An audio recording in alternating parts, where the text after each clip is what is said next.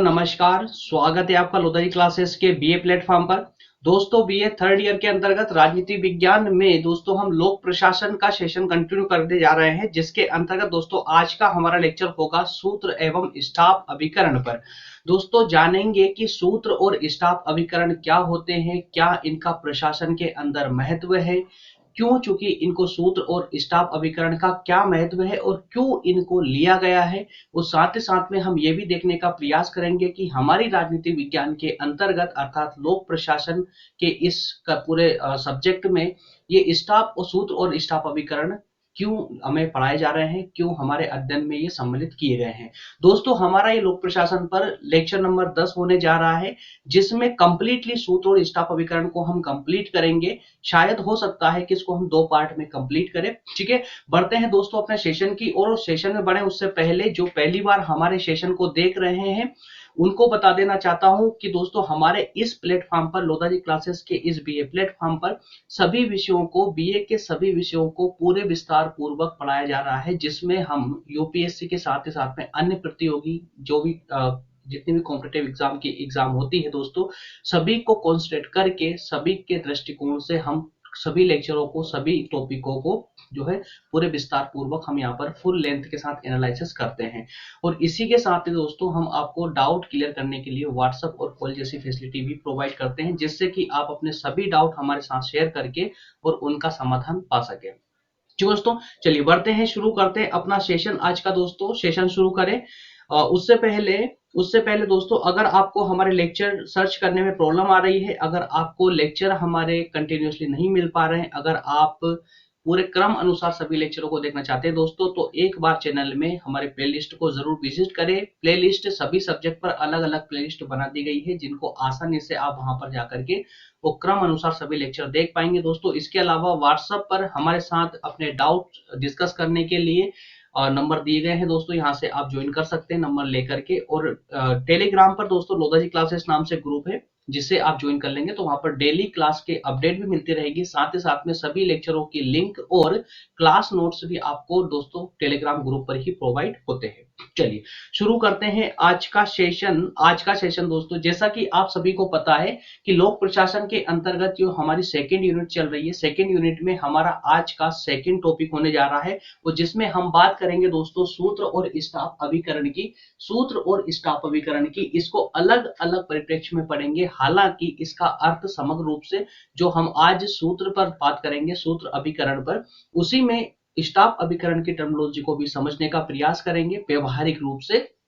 उसके बाद में जो नेक्स्ट लेक्चर होगा हमारा, नेक्स्ट इसका जो सेकंड भाग होगा, जिसमें हम स्टाफ अभिकरण की बात करेंगे। ठीक है, चलिए तो शुरू करें दोस्तों, शुरू करें। और आज का पूरा सारांश क्या है हमारे टॉपिक का, तो संगठन के सिद्धांत एवं समस्याओं से संबंधित जो हमारा टॉपिक है, इस टॉपिक के अंतर्गत दोस्तों हमें 2 चीज पढ़नी है, और दोनों में ये हमारा पूरा सारांश है आज के पूरे लेक्चर का, जिसके अंतर्गत हमें सूत्र अभिकरण और स्टाफ अभिकरण पर चर्चा करनी है। सूत्र अभिकरण और स्टाफ अभिकरण दोनों पे चर्चा डिस्कस करना है। और सूत्र अभिकरण के अंतर्गत हम देखेंगे सूत्र अभिकरण का अर्थ, सूत्र अभिकरण के प्रकार और इसके कार्य। तो इस प्रकार से दोस्तों हम इसको अलग अलग 3 पार्ट में तोड़ करके समझने का प्रयास करेंगे, पॉइंट वाइज समझेंगे, जिससे कि हमारी आंसर राइटिंग करने में भी, एग्जाम में आंसर राइटिंग करने में भी आपको मदद मिल सके, और व्यवहारिक रूप से इसको समझते चलेंगे, जिससे कि ये हमेशा के लिए हमारे माइंड में भी फिट हो जाए। ठीक है, उसी प्रकार से स्टाफ अभिकरण के अंतर्गत हम स्टाफ अभिकरण का पहले अर्थ देखेंगे, उसके बाद इसकी परिभाषाएं देखेंगे, प्रकार और कार्य। तो इसी प्रकार से दोस्तों 4 क्रम में हम स्टाफ अभिकरण को समाप्त करेंगे, और उसी प्रकार से 3 चरणों में हम सूत्र अभिकरण को भी कंप्लीट कर लेंगे। तो दोस्तों शुरू करें सेशन आज का, और 1 बाय 1 करके इनका डिस्कस करेंगे। उससे पहले दोस्तों हम सूत्र और स्टाफ अभिकरण को बेसिकली समझ लेते हैं कि ये दरअसल है क्या। क्योंकि लेक्चर स्टार्ट करने से पहले अगर हम एक सामान्य समझ टॉपिक से संबंधित बना लेते हैं, तो आगे का टॉपिक हमें कंटिन्यू करने में समस्या नहीं आती है। तो चलिए सबसे पहले दोस्तों आप ये स्लाइड पढ़ेंगे, स्लाइड पढ़ने के बाद में इसका व्यवहारिक पक्ष समझाऊंगा आपको, जिससे कि आपके माइंड में कंप्लीटली फिट हो जाएगा। देखिए, लोक प्रशासन में सूत्र तथा मंत्रणा अभिकरण सैनिक प्रशासन की शब्दावली से ग्रहण किया गया है। यहाँ पर क्या दोस्तों दो चीज आ रही है। यहाँ पर एक तो आ रहा है कि सूत्र और मंत्रणा अभिकरण। ये मंत्रणा दोस्तों सूत्र को ही बोलते हैं, याद रखिएगा। मंत्रणा का मतलब होता है जो है परामर्श देना, एक तरह से व्यवहारिक शब्द है इसका। या कहें कि व्यवहारिक अर्थ होता है परामर्श देना, है ना, सलाह देना। ठीक है। तो सूत्र एवं मंत्रणा अभिकरण जो है सैनिक प्रशासन की शब्दावली है, सैनिक प्रशासन की। इसका मतलब ये है कि जो लोक प्रशासन के अंदर जो सूत्र और स्टाफ अभिकरण को ग्रहण किया गया है, एक्सेप्ट किया गया है दोस्तों, ये पूरा का पूरा कार्यपालिका के लिए है, हमारी कार्यपालिका के लिए है। क्योंकि कार्यपालिका के अंतर्गत ही हमारे सैनिक प्रशासन आता है। उस सैनिक प्रशासन में ही सूत्र और स्टाफ अभिकरण का महत्व होता है। अब ये क्या होते हैं जरा इनको समझ लेना। सेना में सूत्र अभिकरण में वे लोग आते हैं, समझिए दोस्तों, कि सेना में सूत्र अभिकरण के अंतर्गत वे लोग आते हैं जो युद्ध के मैदान में सेना को आदेश देते हैं। युद्ध के मैदान में सेना को आदेश देते हैं। अर्थात क्या हुआ दोस्तों कि युद्ध के मैदान जो हमारे सेना होती है, जो मिलिट्री फोर्स है, जो सेना है, सेना को आदेश देने वाला जो वर्ग होगा, उस वर्ग को ही हम यहाँ कहेंगे सूत्र अभिकरण। याद रखिएगा आप लोग, सेना को आदेश देने वाला जो, अर्थात हम ये कह सकते हैं कि सेना का जो उच्च वर्ग होता है, सेना का जो उच्च वर्ग होता है अधिकारियों का, उन अधिकारियों के वर्ग को, लेकिन अधिकारियों के भी कई प्रकार के वर्ग होते हैं, लेकिन हम यहाँ उस अधिकारी वर्ग की बात कर रहे हैं जो सेना को आदेश, निर्देश या परामर्श देता है। ठीक है ना। तो उसको हम कहते हैं यहाँ पर सूत्र अभिकरण। ठीक है। इसी के साथ में दोस्तों ये जो सूत्र अभिकरण है ये कई पद श्रृंखला, पद सोपान में पाया जाता है, पद सोपान में। तो ये जो सूत्र अभिकरण के जो अधिकारी होते हैं ये पद सोपान में होते हैं, अर्थात छोटा अधिकारी, फिर उससे बड़ा अधिकारी, फिर उससे बड़ा अधिकारी। और ये जो क्रम होता है, इनके मध्य भी एक क्रम होता है कि भाई छोटा अधिकारी जो है बड़े अधिकारी के आदेश का पालन करेगा, है ना। तो इन्हीं को हम कहेंगे सूत्र अभिकरण। ठीक है। अब इसके विपरीत में देखिए दोस्तों, इसके माफ करना, विपरीत में नहीं, इसके दूसरा पक्ष अगर हम देखें कि स्टाफ अभिकरण क्या होता है, स्टाफ अभिकरण क्या होता है, तो अगर सामान्य अर्थों में, जैसे सामान्य शब्दों में ही लिखा हुआ है पीपीटी पर, स्लाइड पर अगर आप देखेंगे, पढ़ेंगे, देखिए। युद्धरत सेना, अर्थात की जो सेना होती है हमारी, जो युद्ध करने के लिए तत्पर रहती है, उनके लिए जो सामग्रियां होती है दोस्तों, सामग्री में जैसे क्या क्या आएगा दोस्तों, इनकी रसद आएगी, दवाइयां, हथियार, गोला बारूद, ये सब सामग्री हो गई। तो सामग्री, इन वस्तुओं को जो पहुंचाने वाला या उनका प्रबंध करने वाला जो वर्ग होता है, उसी को हम स्टाफ अभिकरण के नाम से जानते हैं, है ना, स्टाफ अभिकरण के नाम से जानते हैं। तो सूत्र एवं स्टाफ की छोड़िए इस बात को, इस लाइन को, कोई तथ्य नहीं है इसका। ठीक है। तो इस प्रकार से सूत्र अभिकरण का सामान्य अर्थ क्या हो जाएगा, सेना को निर्देश देने वाला या सेना को आदेश देने वाला वर्ग ही इस सूत्र अभिकरण कहलाता है। वही स्टाफ अभिकरण कौन होगा दोस्तों, तो स्टाफ अभिकरण सेना को सामग्री पहुंचाने वाला या सामग्री का प्रबंध करने वाला वर्ग स्टाफ अभिकरण कहलाएगा। क्लियर हुआ ना। चलिए नेक्स्ट पर बात करेंगे दोस्तों। अब वन बाय वन करके हम सबसे पहले सूत्र अभिकरण पर बात करेंगे। सूत्र अभिकरण के अंतर्गत हमने 3 पॉइंटों को देखा था। 3 पॉइंटों में सबसे पहले हमें उसे अर्थ की बात करनी है, उसके बाद हम सूत्र अभिकरण के प्रकारों की बात करेंगे, उसके बाद में दोस्तों फिर हम सूत्र अभिकरण के कार्यों पर डिस्कस करेंगे। तो वन बाय वन करके हम इसको समझने का प्रयास करते हैं दोस्तों। 3 पॉइंटों के माध्यम से स्टेप बाय स्टेप हम इसको कंप्लीट करेंगे। बस सेशन के एंड तक बने रहें, लोड ना ले बिल्कुल दिमाग पे, 100% समझ आएगा। आपका कॉन्सेंट्रेशन खींचना ये मेरा कार्य है, आप निश्चिंत होकर बस बैठे रहे, बस आप मुझे टाइम दे। ये आपको रुचि लाना, लेक्चर के अंदर रुचि लाना, आपका इंटरेस्ट जगाना, ये मेरा कार्य है। आपको समझाना भी मेरा कार्य है। और 100% समझ आएगा आपको पूरा टॉपिक, बिल्कुल भी दिमाग से आउट नहीं जाएगा। भले ही आप इसको पहली बार पढ़ रहे हो, अपने जीवन काल में पहली बार भी अगर आप सूत्र और स्टाफ अभिकरण का आपने पहली बार नाम सुना होगा, तब भी आपको ये टॉपिक 100% समझ आएगा। और 100% अगर एग्जाम में भी आता है ना, तो बिल्कुल आप इसको पूरे इफेक्टिव तरीके कैसे करके आएंगे ये लेक्चर देखने के बाद में, ठीक है। लेकिन हाँ, वैसे मेरी कुछ कंडीशन होती है कि पहले आप लेक्चर देखेंगे, उसके बाद में जो पीपीटी जो नोट्स मैं आपको प्रोवाइड करता हूँ उस नोट्स को भी आप टेलीग्राम से डाउनलोड करके उस नोट्स को लेक्चर खत्म होते ही आप उसका रिवीजन लगाएंगे। उसके तुरंत बाद में उसी दिन में आप अपनी किसी भी किताब से, चाहे वो सीरीज हो, चाहे वो आपकी जो 20 सीरीज होती है छोटी पतली सी, चाहे वो हो, चाहे आपकी किताब हो, कुछ भी हो दोस्तों आपके पास संसाधन कि कोई सी भी किताब हो, उससे आप इसी टॉपिक का रिवीजन लगाएंगे, एक बार पढ़ेंगे। और अगर आपने इस स्टेप को फॉलो किया तो मैं गारंटी के साथ बोल सकता हूं कि आपको ये टॉपिक लाइफ टाइम याद रहने वाला है, आप नहीं भूलेंगे, है ना। आपको हो सकता है ऐसा लगे कि आपको कुछ याद नहीं, लेकिन जब आप आंसर राइटिंग करने बैठेंगे ना तो टोटल चीजें आपको याद आ जाएगी, ठीक है। और बाकी शॉर्ट रिवीजन के लिए तो मैं आपको क्लास नोट्स प्रोवाइड कर ही रहा हूँ। एग्जाम के एक दिन पहले आप 2 से 3 घंटे में पूरे विषय के पूरे सब्जेक्ट का रिवीजन लगा ले जाएंगे दोस्तों, ये पीपीटी के माध्यम से, ठीक है। चलिए तो वन बाय वन करके इनकी शुरुआत करते हैं, इनको समझना शुरुआत करते हैं। सबसे पहले हम बात करेंगे सूत्र अभिकरण के अर्थ की, कि सूत्र अभिकरण का अर्थ होता क्या है ना। तो दोस्तों पहले आप स्लाइड पढ़ लीजिए और स्लाइड के साथ में आपको इसको व्यवहारिक रूप से समझाता चलूंगा और लास्ट में एक लाइन में एक्सप्लेन कर दूंगा, जिससे कि आपको समझने में और याद रखने में ज्यादा समस्या का सामना ना करना पड़े। देखिए, लोक प्रशासन में मुख्य कार्यपालिका की सहायता के लिए एक सेवी वर्ग होता है। कौन होता है? एक सेवी वर्ग होता है। देखिए, आपको पता ही है दोस्तों, हमारे प्रशासन के अंतर्गत एक कार्यपालिका होती है, एक विधायिका होती है, एक न्यायपालिका होती है। ये हमारे शासन के 3 अंग कहलाते हैं ना।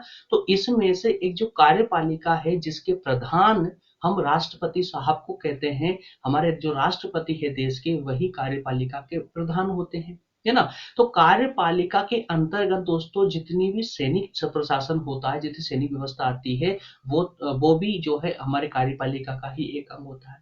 और चूंकि सूत्र और स्टाफ अभिकरण सैनिक प्रशासन से संबंधित है, क्योंकि इसमें सूत्र अभिकरण वाला जो वर्ग है अधिकारियों का, वो सैनिकों को अर्थात जो युद्ध लड़ते हैं, जो युद्ध करते हैं, उनको निर्देश या आदेश देने का कार्य करता है। वहीं स्टाफ अभिकरण इनको सामग्री पहुंचाने का कार्य करता है या फिर उनका प्रबंध करने का कार्य करता है। तो इस प्रकार से अगर देखा जाए तो सूत्र और स्टाफ अभिकरण दोनों के दोनों ही सैनिक प्रशासन से संबंधित है। वो चूंकि सैनिक प्रशासन कार्यपालिका से संबंधित है, इसलिए हमारा पूरा जो आज का टॉपिक है दोस्तों, वो कार्यपालिका के इर्द गिर्द ही घूमने वाला है ना। पूरे टॉपिक में हम कार्यपालिका से संबंधित ही बात करने वाले हैं, ठीक है। तो देखिए, तो दोस्तों कार्यपालिका की सहायता के लिए एक वर्ग होता है, एक सेवी वर्ग होता है। सेवी वर्ग मतलब सहायता करने वाला वर्ग, उसी को या शॉर्ट में सेवी वर्ग कह दिया गया है ना। तो मुख्य कार्यपालिका के अधीन जो अधिकारी कार्य करते हैं, मुख्य कार्यपालिका के अधीन जो अधिकारी कार्य करते हैं, उनमें से कुछ का संबंध नीति संबंधी प्रश्नों को निर्धारित करने से रहता है, जबकि दूसरे उन नीतियों को क्रियान्वित करने में सहायता करते हैं। अब जरा समझिए दोस्तों, ये सेकंड पॉइंट है, इस पर फोकस कीजिए। देखिए, कार्यपालिका की सहायता करने के लिए एक सेवी वर्ग होता है ना। अब यहाँ पर बात ये आती है कि कार्यपालिका के अंदर भी कुछ ऐसे अधिकारी होते हैं, कुछ ऐसे अधिकारी भी होते हैं जो नीति से संबंधित कार्य करते हैं, नीति से संबंधित डिसीजन लेते हैं या नीति से संबंधित निष्कर्ष पर पहुंचते हैं। मतलब कोई भी जो अधिनियम बनता है, कोई कानून बनता है, उसी को हम नीति के नाम से जानते हैं, है ना। तो नीति मतलब समझ जाइएगा, कोई कानून या कोई अधिनियम, कोई भी नियम, है ना, उसी को हम यहाँ पर नीति के नाम से प्रोनाउंसिएशन उसका कर रहे हैं।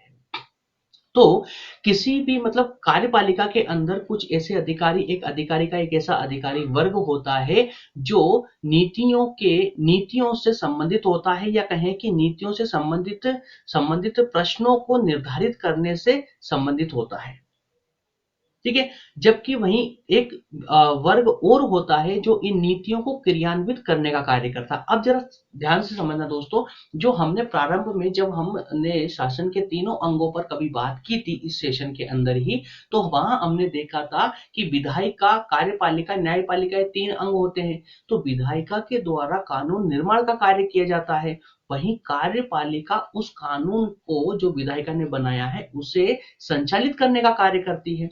अब चूंकि इतना बड़ा कार्य है कि पूरे कानून को, उस अधिनियम को पूरे देश में लागू करना है, तो कार्यपालिका इतने आसानी से, या फिर कहें कि सिर्फ कार्यपालिका एक विभाग के द्वारा तो कर नहीं पाएगी। इसके लिए भी कार्यपालिका में अलग अलग विभाग बना दिए गए हैं। इसके लिए अलग अलग अधिकारियों के जो है वर्ग निश्चित कर दिए गए, निर्धारित कर दिए गए हैं, और वहीं कर्मचारियों के वर्ग भी अलग अलग निर्धारित कर दिए गए हैं। तो उन अधिकारियों के एक वर्ग में से एक वर्ग ऐसा होता है जो कि नीति संबंधी जो प्रश्न होते हैं उनसे निर्धारित, मतलब उन प्रश्नों पर विचार विमर्श करने का कार्य करता है। एक वर्ग ऐसा होता है, कुल मिलाकर समझ लिए कि एक वर्ग ऐसा होता है कि जैसे ही विधायिका ने वो अधिनियम या कानून कार्यपालिका को सौंपा, तो उससे संबंधित विचार विमर्श करेगा कि इसको कैसे लागू किया जाए, कैसे लागू किया जाए, कहाँ पहले लागू किया जाए, कहाँ पर कितना नियंत्रण रखा जाए, ये सारे कार्य पर डिस्कस करने वाला एक अलग वर्ग होता है कार्यपालिका के अंतर्गत।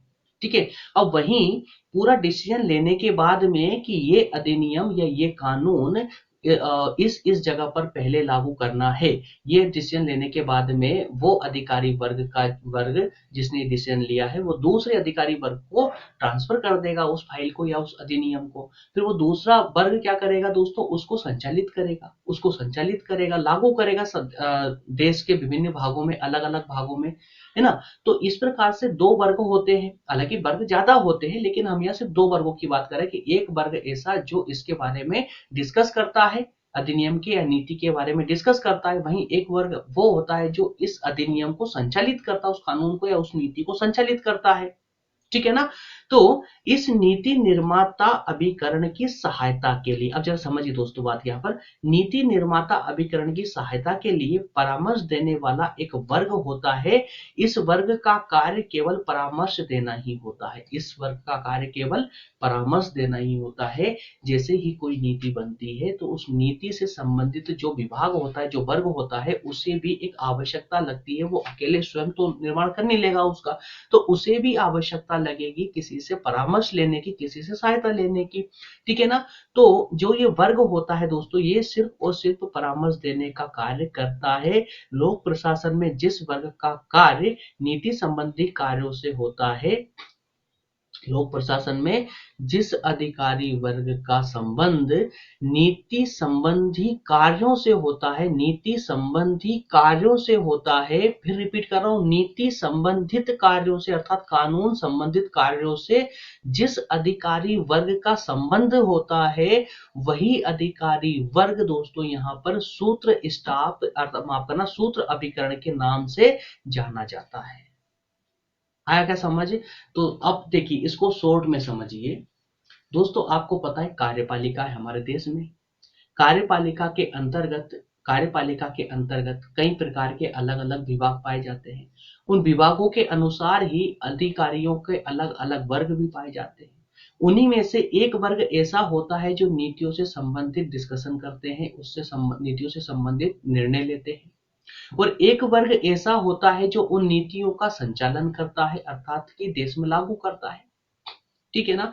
तो इस प्रकार से कार्यपालिका में जो वर्ग नीति से संबंधित कार्य करता है, उसे एक सहायता की आवश्यकता लगती है, एक अन्य वर्ग की सहायता की आवश्यकता लगती है। और वो जो सहायता करने वाला जो अधिकारियों का वर्ग होगा, उसका कार्य सिर्फ और सिर्फ कार्यपालिका में इतना ही होगा कि वो सिर्फ और सिर्फ परामर्श देगा। और जो परामर्श देने वाला अधिकारी वर्ग है दोस्तों, ये अधिकारी वर्ग ही सूत्र अभिकरण कहलाता है। अब क्लियर हुआ। ठीक है। चलिए, अगर क्लियर दोस्तों, बेसिक क्लियर हो गया होगा, और थोड़े बहुत कहीं अब भी अगर डाउट होगा तो आगे हम जैसे इसका कार्य वगैरह पर डिस्कस करेंगे ना, तो कंप्लीट हो जाएगा। आप निश्चिंत रहे, ज्यादा लोड ना ले दिमाग पे। ठीक है। चलिए, नेक्स्ट बात करेंगे अब सूत्र अभिकरण के प्रकारों पर, कि कितने प्रकार के सूत्र अभिकरण होते हैं दोस्तों। तो यहाँ पर हम बात कर रहे हैं सूत्र अभिकरण के प्रकारों पर। तो इस प्रकार दोस्तों, ये 3 प्रकार के सूत्र अभिकरण होते हैं, 3 प्रकार के होते हैं। एक विभागीय सूत्र अभिकरण होता है, एक विभागीय सूत्र अभिकरण होता है, दूसरा स्वतंत्र नियामकीय आयोग होते हैं, और एक होता है दोस्तों लोक नियंत्रण। लोक नियंत्रण आयोग, इनके नाम आपको याद करने पड़ेंगे, है ना, क्योंकि नई टर्मिनोलॉजी है, आपको हो सकता है शायद पहली बार ये टर्मिनोलॉजी आपके सामने आ रही हो, तो आपको नाम तो याद करने ही पड़ेंगे, बाकी इसके अर्थ के लिए आप निश्चिंत रहे, आप 100% समझते चलेंगे। देखिए, जब हम बात करेंगे सूत्र अभिकरण के प्रकारों की, तो प्रकारों के अंतर्गत ये 3 प्रकार के सूत्र अभिकरण होते हैं। एक विभागीय होता है, एक विभागीय होता मतलब विभाग, विभाग के स्तर पर हम बात करने वाले हैं। उसके बाद में एक अन्य प्रकार और होता है सूत्र अभिकरण का, वो होता है नियामकीय, स्वतंत्र नियामकीय, स्वतंत्र नियामकीय, है ना। और एक होता है दोस्तों लोक नियंत्रण, लोक नियंत्रण, लोक नियंत्रण मतलब नियंत्रण का कार्य करेगा ये। तो 3 प्रकार के यहाँ पर सूत्र अभिकरण अर्थात कि ये अधिकारी वर्गों का 3 प्रकार के ये अधिकारी वर्ग होते हैं, जिन्हें हम सूत्र अभिकरण के नाम से जानते हैं। उसमें से पहला जो प्रकार है विभाग वाला, विभाग वाला, इस विभाग के अंदर भी दोस्तों 3 प्रकार के विभाग होते हैं, ये आप भली भांति रूप से जानते हैं। हो सकता है आप कंफ्यूज हो रहे हो, लेकिन पूरी तरह जानते हैं। 3, देखिए कोई सा विभाग होता है, एक 3 प्रकार के विभाग होते हैं। एक होता है शिखर अर्थात सबसे उच्च विभाग, एक होता है मध्यम विभाग और एक होता है निम्न विभाग। तो जो सबसे उच्च विभाग है उसमें सबसे बड़े अधिकारी होंगे, अर्थात कि एक पूरा विभाग होगा, उसमें सबसे बड़े जो भी अधिकारी होंगे उस विभाग से संबंधित, वो अधिकारी उस उच्च विभाग में बैठेंगे, उस उच्च विभाग में कार्य करेंगे। और वो निम्न विभाग अर्थात जो मध्यम विभाग है उसको आदेश देंगे, ठीक है। और जो ये मध्यम विभाग है, मध्यम विभाग उच्च विभाग के आदेशों को लेकर के कार्य करेगा, उन कार्यों को करवाने के लिए वो निम्न जो सबसे नीचे वाला जो विभाग है उसको आदेश निर्देश देगा, ठीक है ना।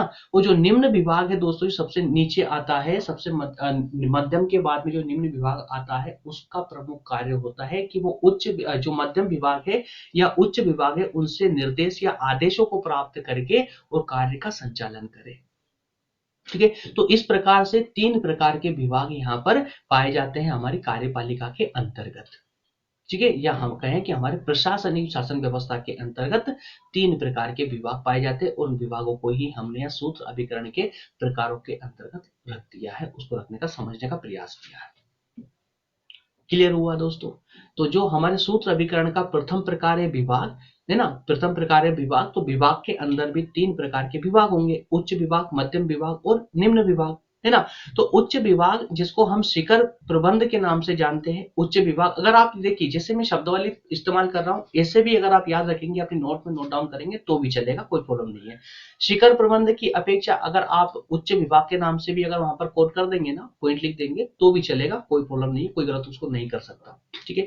तो यह देखिए इसमें विभाग अध्यक्ष आएंगे, विभाग के जो अध्यक्ष होगा, अध्यक्ष, उपाध्यक्ष, सचिव वगैरह जो भी होंगे वो सब आएंगे। इसके अलावा दोस्तों इन विभागों की सहायता करने के लिए सिविल अधिकारी होंगे, सिविल अधिकारी होंगे। जैसा कि आप भली भांति रूप से एक बात को स्पष्ट तौर पर जानते होंगे, और अगर नहीं जानते हैं तो जान लीजिए। जिस प्रकार से हमारे प्रधानमंत्री साहब होते हैं केंद्र सरकार में, प्रधानमंत्री होते, तो प्रधानमंत्री की सहायता करने के लिए एक अलग से विभाग होता है सिविल अधिकारी का, है ना। जो आईएएस अधिकारी होते हैं, आईएएस रैंक के जो अधिकारी होते हैं उनका एक अलग विभाग होता है, जिन्हें हम दोस्तों सचिव के नाम से जानते हैं, केंद्रीय सचिव के नाम से जानते हैं, ठीक है। तो प्रधानमंत्री के सारे कार्य केंद्रीय सचिव ही करते हैं, लेकिन प्रधानमंत्री के पीछे खड़े होकर, पीछे खड़े होने का अर्थ क्या हुआ कि कार्य वास्तविक रूप से तो वो सचिव ही करता है, लेकिन उस पर सील साइन जो होते हैं वो प्रधानमंत्री के होते हैं, अर्थात प्रधानमंत्री के नाम से वो कार्य किए जाते हैं, ठीक है ना। इसी प्रकार से हर एक विभाग, हर एक राजनीतिक विभाग के पीछे एक सिविल अधिकारियों का एक विभाग होता है उनकी सहायता करने के लिए। तो इसी प्रकार से जो सबसे प्रबंध विभाग है उसकी सहायता करने के लिए एक सिविल अधिकारी का विभाग होगा। यह नीति निर्धारित करता है, नीति निर्धारित करता है एवं अधीनस्थों को आदेश और निर्देश देता है। बाकी नीचे का आप खुद स्वयं पढ़ लेना, समझ जाएंगे आप, कुछ विशेष नहीं है, ठीक है। तो देखिए मध्यम विभाग हो जाएगा। उसके बाद में निम्न विभाग जिसमें कि सामान्य कर्मचारी होंगे, है ना, जो ऊपर के दोनों वर्गों के आदेश लेंगे, आदेश निर्देश लेंगे और अपना कार्य को संचालित करेंगे।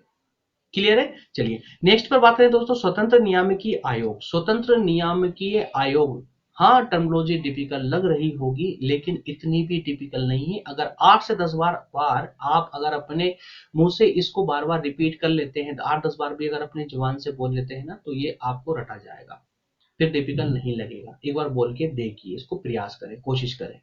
स्वतंत्र नियामकीय आयोग स्वतंत्र नियामकीय आयोग एक अमेरिकन युक्ति है। इसका उद्देश्य समाज के शक्तिशाली जो आर्थिक वर्ग है उनके कार्यों को प्रबंधित करते हुए, नियमित करते हुए जो सार्वजनिक हित है दोस्तों उनकी रक्षा करना है।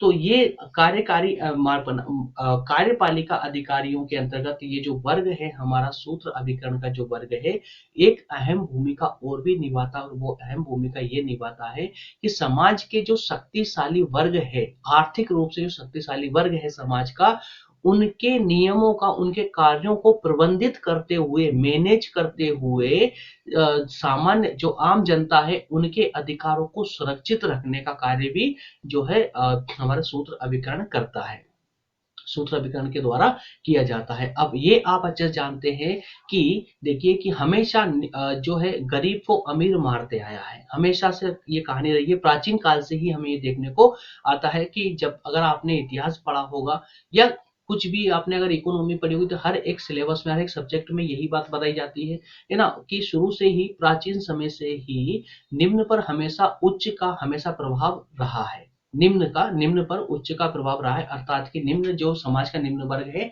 जो समाज का निम्न वर्ग का जो तबका है उस पर हमेशा उच्च वर्ग का या शक्तिशाली समाज के शक्तिशाली वर्ग का हमेशा से प्रभाव रहा है, प्रभुत्व रहा है ना।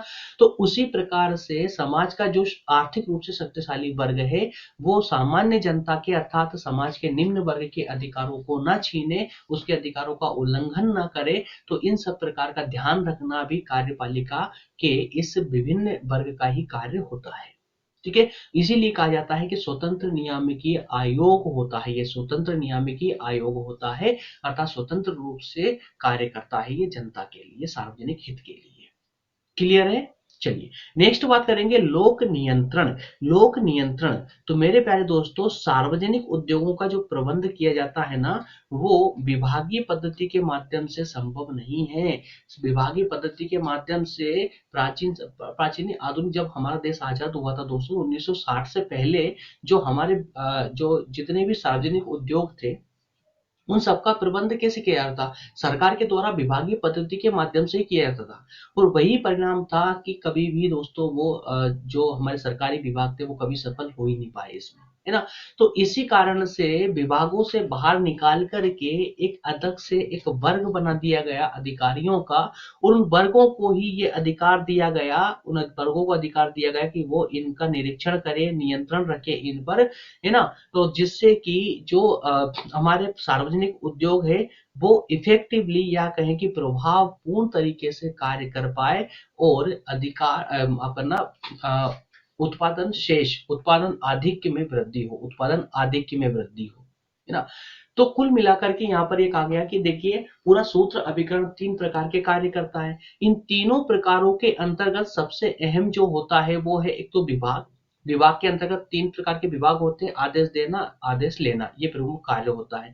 इन तीनों को हम सूत्राभिकरण के नाम से जानेंगे। इसके अलावा स्वतंत्र नियामकीय आयोग वे समाज की रक्षा करना, समाज की उच्च वर्ग से निम्न वर्ग की रक्षा करके अधिकारों की रक्षा करना, ये प्रमुख कार्य हो जाएगा। और तीसरा जो कार्य है वो कार्य हो जाएगा आपका सार्वजनिक उद्योगों के संचालन के लिए एक विशेष वर्ग की स्थापना करना।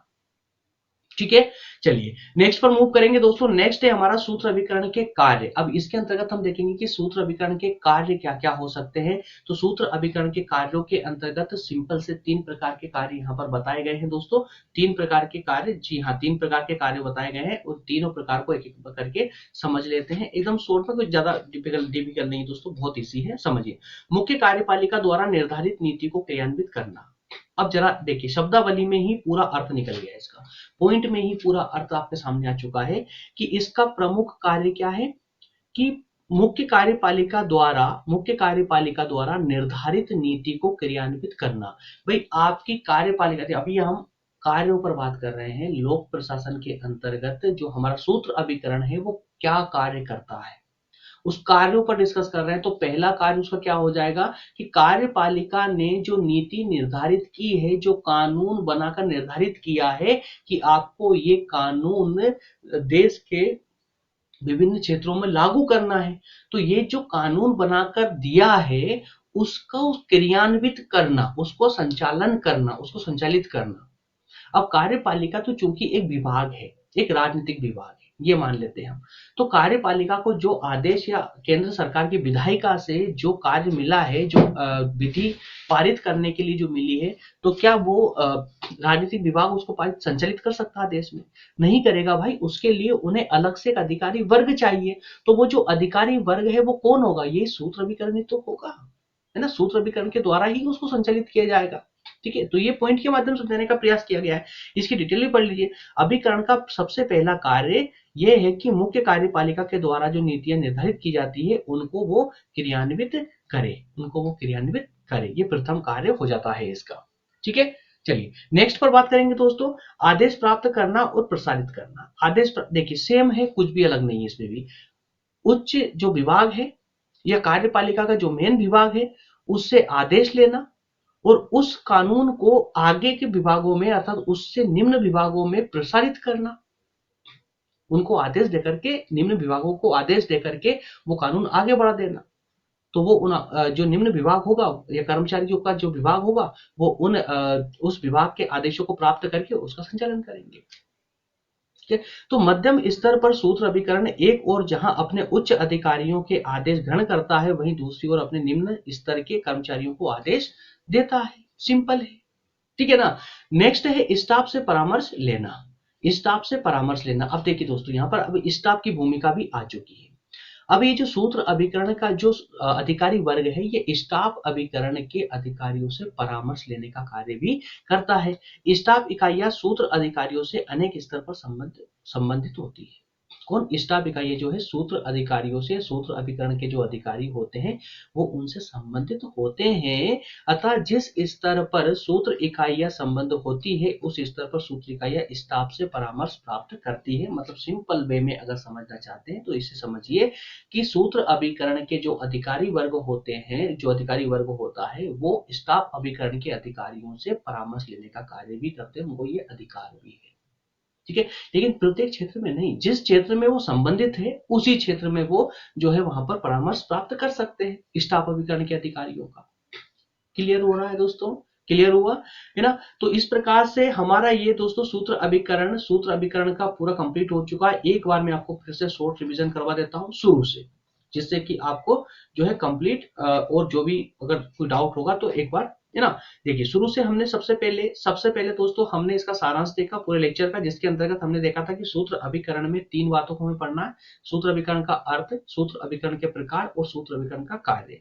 इसमें सबसे पहले हमने सूत्र और स्टाफ अभिकरण का अर्थ समझने का प्रयास किया था, जिसमें हमने ये देखा था कि सूत्र अभिकरण के अंतर्गत, माफ करना, कार्यपालिका के अंतर्गत या लोक प्रशासन के अंतर्गत दोस्तों 2 प्रकार के विशेष वर्ग होते हैं अधिकारियों के। एक अधिकारी वर्ग होता है जो आदेश देता है, किसको? सेना को आदेश देने का कार्य करता है, उसे हम सूत्र अभिकरण के नाम से जानते हैं। और एक ऐसा वर्ग होता है जो सेना को उनकी सामग्री पहुंचाता है या उन सामग्रियों का प्रबंध करता है, जिसे हम स्टाफ अभिकरण के नाम से जानते हैं।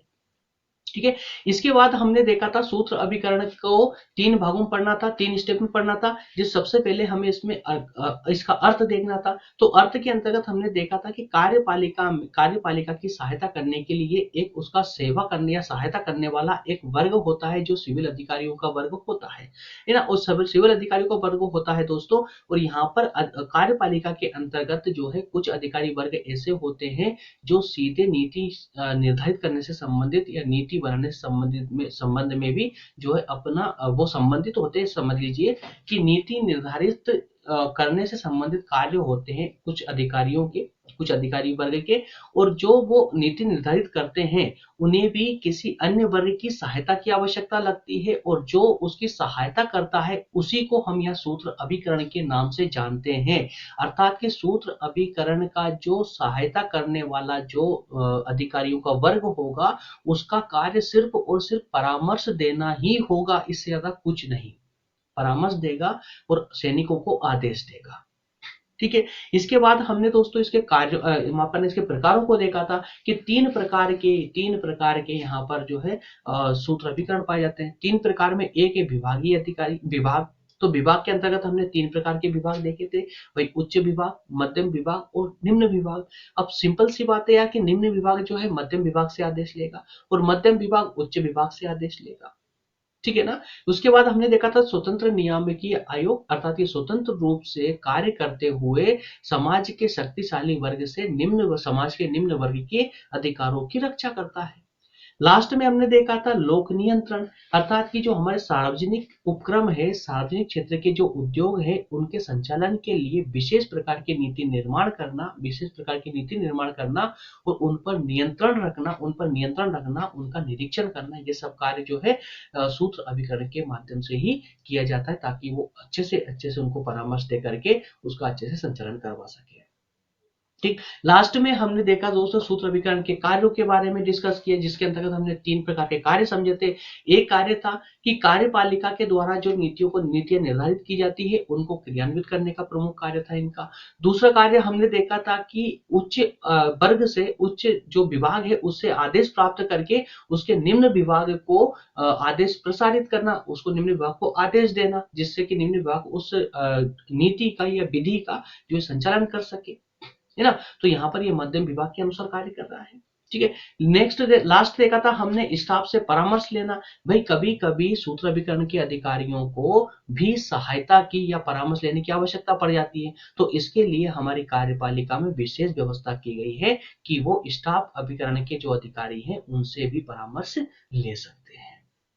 ठीक है। तो इस प्रकार से हमने दोस्तों पूरे लेक्चर को रिपीट भी कर लिया, रिवीजन भी कर लिया है। नेक्स्ट भाग में, इसी के सेकंड भाग में हम देखेंगे स्टाफ अभिकरण को और इसी 3 कैटेगरी के अनुसार समझने का प्रयास करेंगे। सबसे पहले हम देखेंगे स्टाफ अभिकरण का अर्थ देखेंगे, उसके बाद उसकी परिभाषा देखेंगे, फिर उसके प्रकार देखेंगे और फिर लास्ट में उसके कार्यों पर डिस्कस करेंगे। ठीक है दोस्तों, तो इस प्रकार से हमारा ये सेशन हो जाता है कंप्लीट। सेकेंड भाग इसका डिस्क्रिप्शन में मिल जाएगा दोस्तों, हैंड टू हैंड आप लगा सकते हैं। मैं ज्यादा लंबी क्लास इसीलिए लेकर आता हूँ दोस्तों, कुछ ज्यादा हो जाएगा। अगर अभी हम स्टाफ अभिकरण को भी कंप्लीट करने जाएंगे तो लगभग 1 घंटे से ऊपर क्लास निकल जाएगी या 1.5 घंटे की समथिंग भी हो सकती है। ठीक है, तो छोटे छोटे पार्ट में पढ़ेंगे, ज्यादा बेहतर रहेगा। ठीक है दोस्तों, मिलते हैं नेक्स्ट भाग में, इसी का सेकंड भाग में। बिल्कुल एंड टू हैंड देखना है आपको। 5-10 मिनट का ब्रेक जरूर ले लीजिए, चाय नाश्ता कर लीजिए, जो भी, अगर भूख लगी हो तो खाना वाना खा ले, चाय वाय पी ले, थोड़ा फ्रेश हो ले, दिमाग को फ्रेश कर ले और सेकंड भाग तुरंत लगा ले। ठीक है, क्योंकि तुरंत देखेंगे तो आपको पूरी टर्मिनोलॉजी हैंड टू समझ आती चली जाएगी। ठीक है, थैंक यू दोस्तों, मिलते हैं नेक्स्ट सेशन में, अर्थात कि नेक्स्ट इसके सेकंड भाग में। तब तक के लिए आप सभी का बहुत बहुत धन्यवाद। Thank you.